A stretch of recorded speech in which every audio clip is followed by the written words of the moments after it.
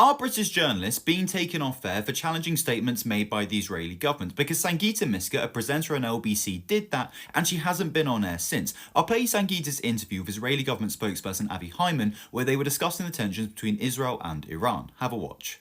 What the Iranians, of course, have said is that this is a retaliatory strike after Israel struck its consulate in Syria. Now, we all know that the way diplomacy works is consulates and embassies are considered sovereign territory of the government that is concerned. What Israel did by taking that action against Iran was escalate what is already an incredibly fragile situation.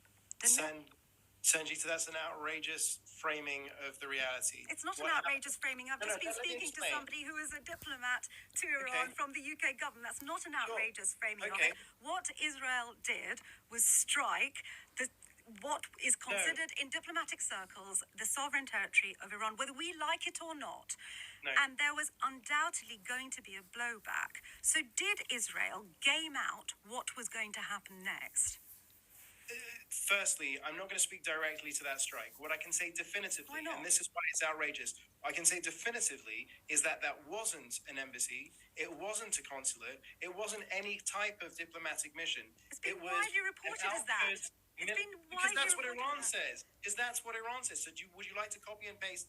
Are you suggesting every single news organisation in the world has got that wrong? Now, Sangeeta hasn't been on LBC since the day of that recording, and LBC haven't released a statement explaining where she is, which is quite odd because Sangeeta is a popular presenter on the station, and to pull her from the airways without any explanation is bizarre. Now, why might this be the speculation? Well, you might remember that Bel Donati had Israeli politician Danny Danon on her Sky News show and it got a bit heated. Have a watch. You've made your point. You've also departed from the original question. Let's just take you back to these. One of the provisional measures is about the incitement. We will eradicate Hamas. Right, okay, yes, absolutely. You've doubled down on those public comments. You've called for a voluntary migration of Palestinians from Gaza. In November, you co-authored a piece that appeared in the Wall Street Journal. You suggested the ethnic cleansing of some of Gaza's population to Western countries that would accept the refugees. The exact quote from that article, one idea is for countries around the world to accept limited numbers of Gazan families who have expressed a desire to relocate. Do you stand by those statements? Ethnic cleansing, that's a word you used. If you read my article, I spoke about voluntary immigration. I read that article. I did read that article, and I've just quoted from it. Let me remind you that you spoke about ethnic cleansing. I spoke about voluntary immigration.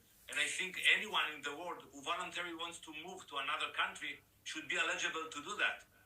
But you know what? It's not the first time that we hear those allegations. The sort of voluntary relocation of many Jewish people during the Holocaust, I imagine. It is not voluntary relocation. Shame on you for that comparison. Let us shameful anti-Semitic equation. Now, Danon actually called for Donati to be sacked over this, and Sky News released an on-air apology for what she said, and Donati hasn't presented anything on Sky News since that interview. So what is going on? At this point, we can only speculate, which is why it is important that both Global and Sky News come clean, because if a journalist cannot challenge a guest with perfectly reasonable points the same way that Donati and Sangeeta did, then what can they do? If somebody is telling you a lie, you have a duty to call it out. A truly independent press is integral to any functioning democracy. If we don't have that, we do not have a democracy.